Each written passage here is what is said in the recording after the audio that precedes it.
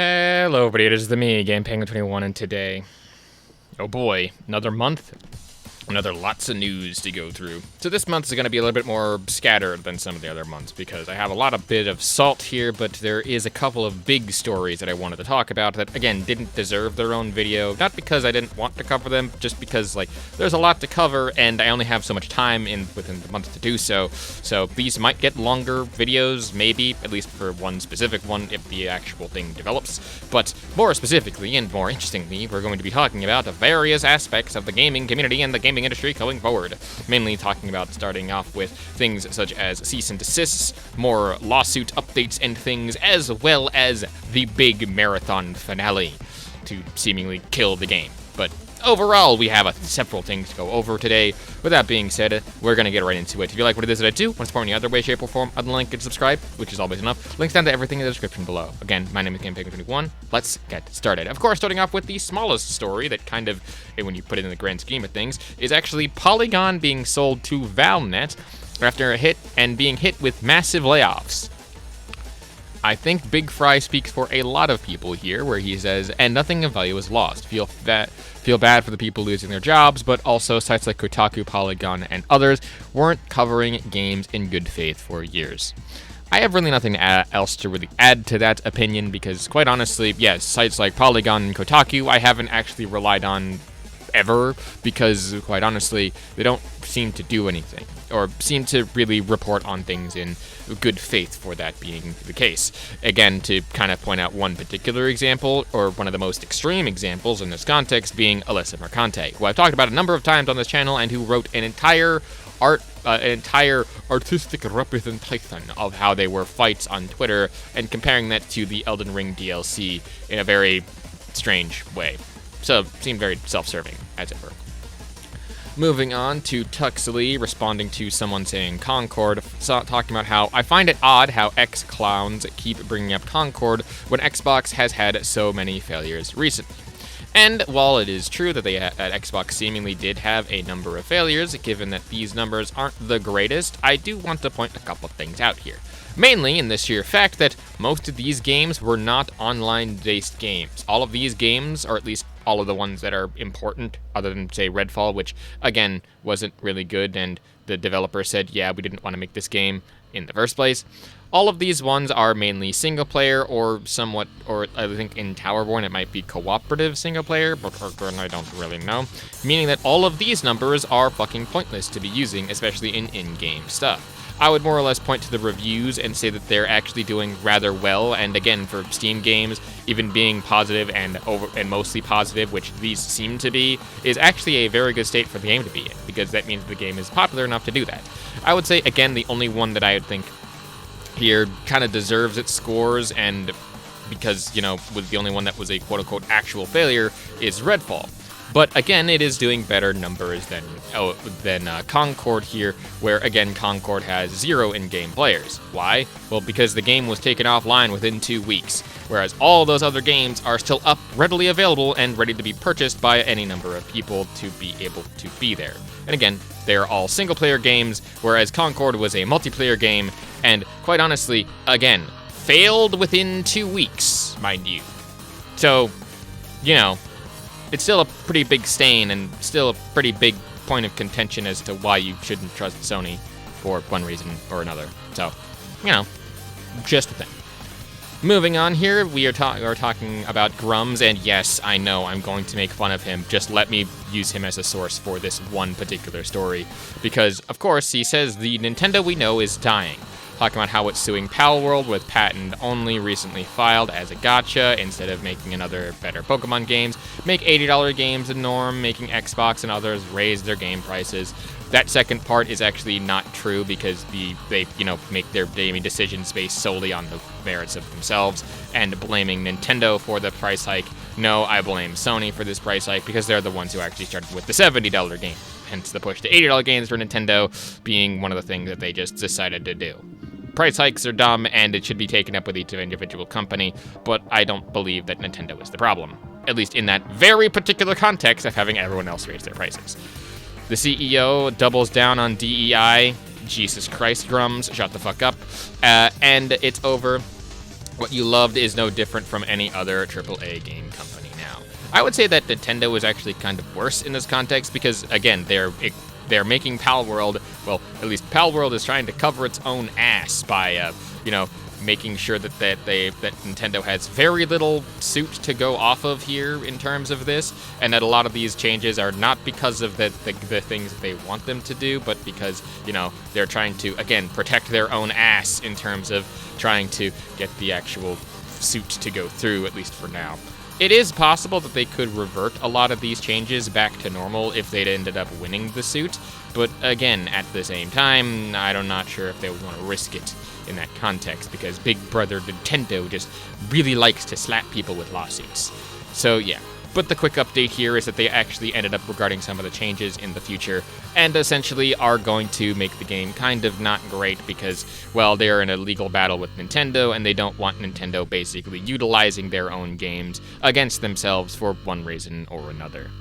Speaking of, again, bad takes from Grums here, we then have the weekend of numbers for Doom: The Dark Ages not looking too hot, and how Space Marine 2 apparently hit over 200k at its peak. Congratulations to Space Marine 2.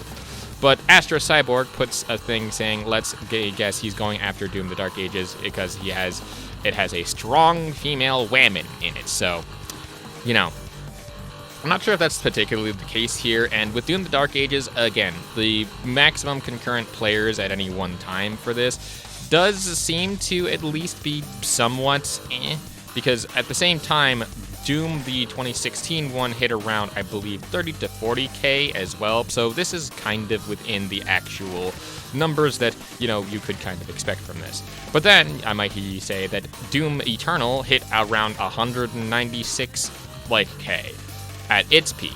So, again, I don't know what the problem is. There's probably several other reasons why the numbers are at least this low for, Doom: The Dark Ages here. I don't think that $70 price tag for Doom: The Dark Ages is helping any point. So, there's that. Again, I'm not certain if it's Grums just complaining about DEI again, but this is another Grums tweet, and anything to hit that particular punching bag is always fun and, nice to look at in my book. Moving on to more slightly depressing news, we have Ozzy here giving us an update on the Classic Offensive being officially canceled following a cease and desist letter from Valve. Now, what is Classic Offensive? Classic Offensive seems to be some sort of mod, as far as I could tell, to basically mod in classic maps from the CS source games into the new actual games of CS2, I think. Again, this is very much so one that I have very little information about, but if you want a little bit more information about this, the actual cease and desist and the full-on announcement is located here, which I will... I'm not going to read out the full thing, but I will read out this part here from Ozzy saying, the official announcement is down there. Honestly, it's very sad about the news and the way they were treated by Valve. If you're going to allow a project, at least you can do is let them know in advance, not 8 years after you greenlight the project, rip. Now, of course, the actual thing of Classic Offensive is to basically say, after 8 years of development, despite a green light by Valve, they were devastated to announce the cancellation of it following a cease and desist action from Valve. Following the green light approval 7 years ago, they wrote and granted Steamworks access, continued development, and all that other good stuff here. They then basically said that in October of 2024, only to have the project unexpectedly rejected in January of 2025, with a generic response of not a good fit, quote-unquote, and disregarding the prior green light status. The main things that the developers seem to bring up, at least in the bulleted list located on the actual announcement here, said that they only allow them through very particular means, including skins and maps developed by Valve through the Valve Workshop system, through the Hammer editor, through the SDK 2013, and mods for Half-Life 2 and TF2 using the same SDK as mentioned before. And all of that seems to be what is actually happening there. To provide full transparency, they launched ClassicOffensive.net. The website contains a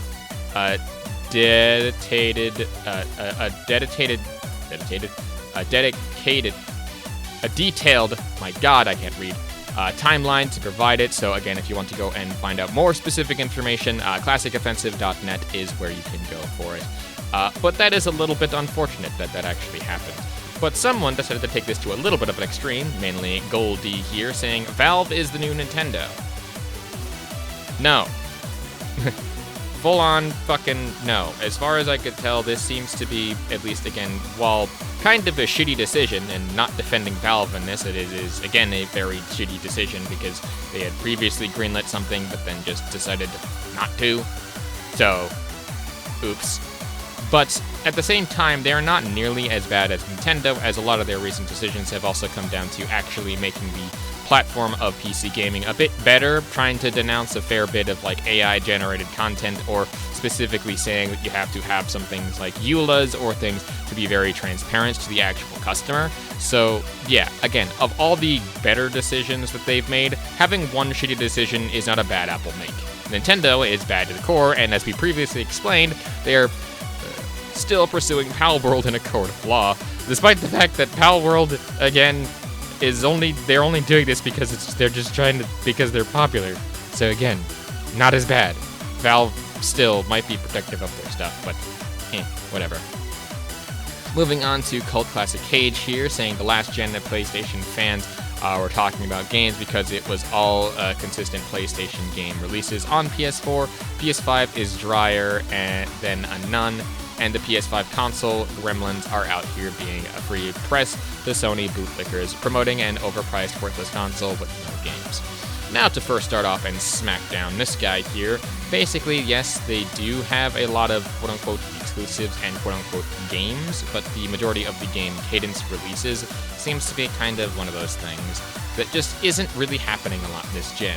But he also provides an interesting screenshot here, and to point specifically to Nicola, saying, get your PS5 Pro today, prices won't go down and demand will only go up, as well as the price.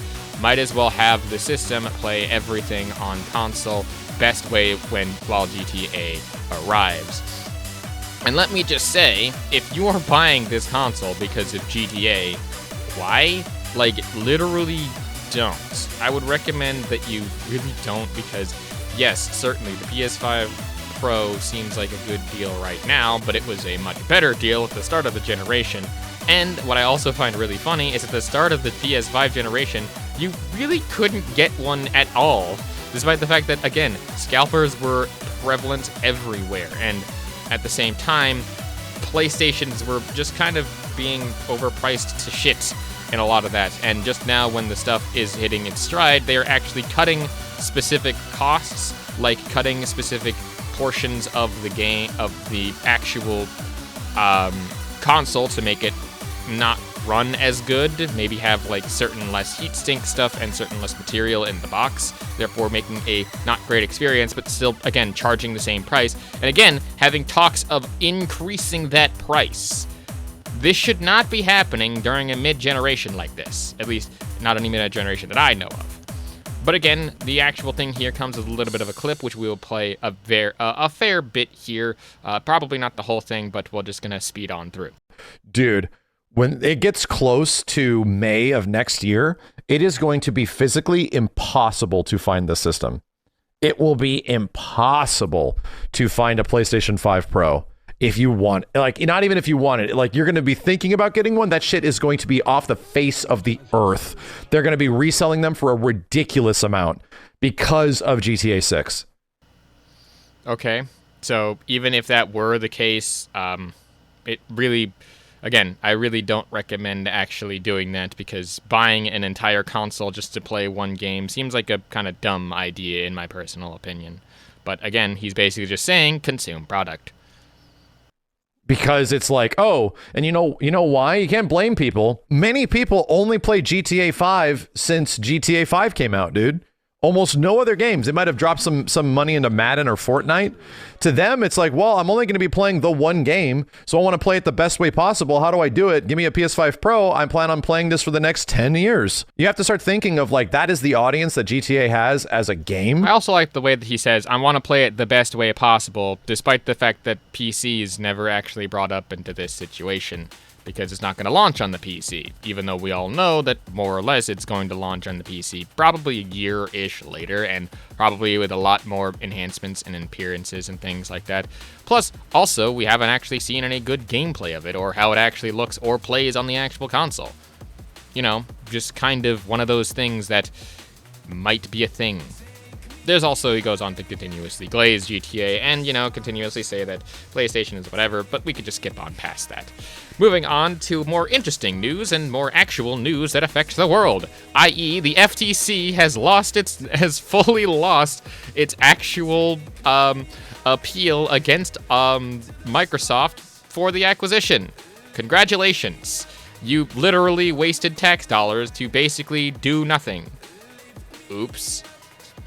So yeah, the actual FTC acquisition or FTC appeal thing basically comes down to, quote, all major manufacturers have engaged in this practice, the court found, stressing that Nintendo and Sony, quote, both have successfully higher number of exclusive games on their platform than Microsoft does.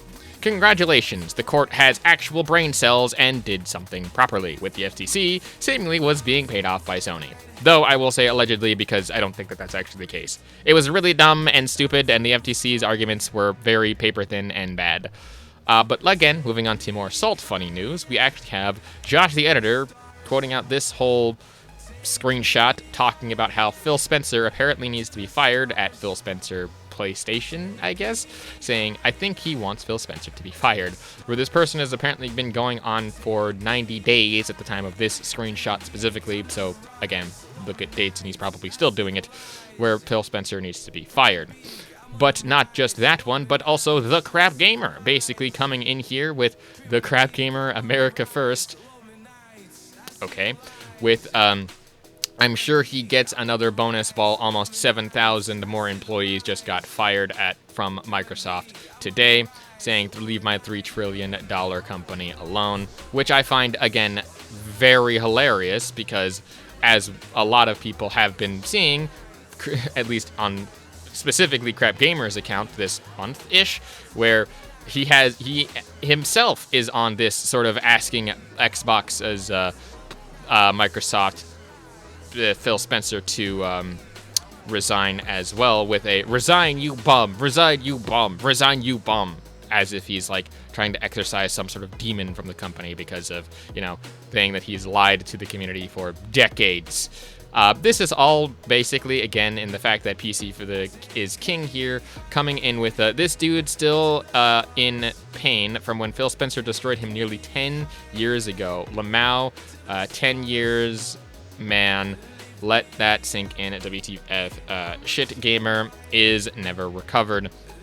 When Crap Gamer was actually crashing out over Quantum Break not being exclusive to the Xbox platform, and Phil Spencer said, I said it over and over, we are focused on the best place to play for games and not creating walls. Kinda based, in my opinion, here. Moving on to some more positive news here, we have Arc Raiders news, which is actually cool because of the technical test that happened, I think, at the middling portion of May, that being that Arc Raiders exceeded the expectations by 50%. We love it when a good game can succeed. And again, Arc Raiders is a new extraction third-person type looter shooter from the good old people at Embark Studios, the people and creator of my personal favorite game, The Finals, which we're probably seeing gameplay of. This is, of course, also from the Nexton's earning call of the Q1 of 2025, and the expectations being actually exceeding by 50% is really cool, in stark contrast to certain other things. We're going to get into mainly in the marathon section, but we'll wait for that for there. Zubby Tech talking about how Crunchyroll and PlayStation Network having a collaboration. This is kind of like giving yourself a medal if you know that Crunchyroll is kind of being owned and operated by Sony. So, cool. Another thing that I will note here is that I don't think this is AI generated, but it kind of looks that way. But again, that's more or less speculation. But moving on, talking about how Push Square reporting that the Helldivers 2 dev is breaking away from PlayStation. The next game will completely be self-funded. This is the people, I believe, in Arrowhead Studios who made Helldivers 2, where they are again breaking away from PlayStation. I do want it to be interesting to note here that not only is this someone else breaking away from PlayStation that was originally independent but worked with PlayStation for one game and then just decided, no.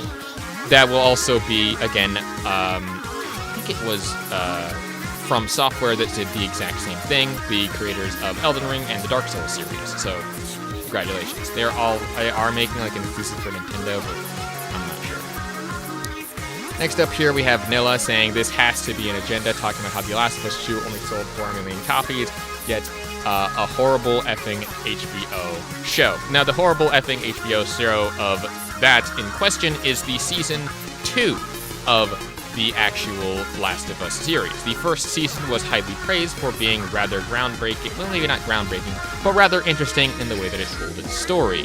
But the actual second season seems to be very much so, like, not great. And talking about how things like Bloodborne and getting 1 million copies, and Grand Theft Auto is the only game-saving single-player video games. You have not played any good indie games ever in your entire life. So, yeah. But then someone else here coming in saying that it actually sold 4 million copies only in the launch weekend, and that it sold 10 million copies in the last 2 years, faster than any multi-platform game and Resident Evil 4 remake. Faster than the multiplayer game, the multi-platform game Resident Evil 4 remake. Okay. And while that is kind of cool and interesting, it still doesn't change the fact that the actual story in and of itself here is that people just don't understand that The Last of Us 2 is not really that great of a game. Just in my personal opinion. Just really funny how people are only now realizing that the normal people don't really like the games. Or the actual story, because again, the Season 2 was actually panned by critics, or maybe not panned, but not seen as great as the first season. So, oops. But finally, we got the biggest story of this, and that being that the Marathon Alpha released from N Squared here, not N2, I'm not sure. This person, who was a very, very good artist, from what I can see here, has releasing environments that are covered in assets listed from the poster designs made in 2017. The actual designs here are being very one-to-one comparisons in a lot of context here. I don't actually have the screenshot as I was unable to find it, but they did end up hiding the comic loss in their actual work, and they actually ended up finding that lost comic in one of the decals or on one of the sides of the buildings for the game Marathon. So, congratulations, you literally ended up, stealing an entire person's work. One thing that I will point out is that it might be a little hard to see on here, but there is actually, say, a mark that is like a T or a red T of some kind that seems to actually be the person's like calling card or something like that in this whole like mess of things in this shitty screenshot that I took here. But to move on to say like, oh, it wasn't that, Bungie here had a actual response saying that they investigated the concern regarding the unauthorized use of the artist's decals and Marathon, and confirmed that a former Bungie artist included these textures that ultimately was used in the game. And again, this one in and of itself was actually developed upon a little bit because the actual story is that some of the art team, and a lot of the art team, ended up actually following the artist on Twitter. So meaning that they've actually seen their art before, probably a number of times, without any context from it. This was also one of the things that I wanted to bring up because this is the 4th time that they've done it. The first few times were mostly fan works that were again going uncredited, but let me be clear here. All of this is still garbage and very annoying, and if you want more information, there are plenty of the YouTubers other than myself that are covering this. This might deserve its own video because, it might do a more retrospective when there is a little bit more things to talk about in this context. But they have allegedly made contact with the artist, and I will probably give an update when that actual update kind of drops here. The Gaming Prophet NYC brings out an interesting poll from, again, Pushware, saying just 4% of PS5 and PS4 fans think that PlayStation Plus Premium represents good value for money. Interesting. Now, again, this is specifically talking about PlayStation Plus Premium, That being, like, I think their most expensive one, which usually incorporates most of what Xbox Game Pass does. So having just 4% of that actually happening is a little bit weird, but I'm not going to take this at face value per se, because this is, again, a PlayStation article on a PlayStation website. But if you want to go and find it, go and find this one by Sam Baker, and I guess I could do a full video on it if I really wanted to. And lastly, as a fun little note to end off everything here, we then have Astro Cyborg tweeting out a skull emoji where the top 20 greatest revenge stories told in video games from WatchMojo.com, with the thumbnail being very prominently I almost said Left 4 Dead 2. The Last of Us Part 2. That is probably the most funniest way to end off a video, and we're at that time now. And again, I don't think that there's really anything else to say. So what did we learn about the news this month? Well, we learned that anyone can steal in terms of art. There are a lot of people upset with various aspects of the industry. There are a lot of lawsuits and crap going all around, and to be quite honest, the gaming industry in and of itself is kind of a fucking mess right now, and it's a bit annoying that that is the entirety of this news. So, yeah. In any case, if you like what it is that I do, want to support me in any other way, shape, or form other than like and subscribe, which is always enough, I'm looking to hit 1.5k subscribers by the end of the month, so a like and subscribe would be very much appreciated. But hit all the other links in the description to follow me out around every other way. I do also stream every Sunday at 12 p.m. Eastern Standard Time. That is for single-player Sundays. Go ahead and follow me on over there. That's going to be right here on the good old YouTube. I am looking to release another album full of music, probably launching sometime at the end of summer, but we'll get to that when we get to that. And yeah, in any case, my name is Gampang21. I've talked into this microphone long enough here, and a peace off. Hey man, can I get a favor?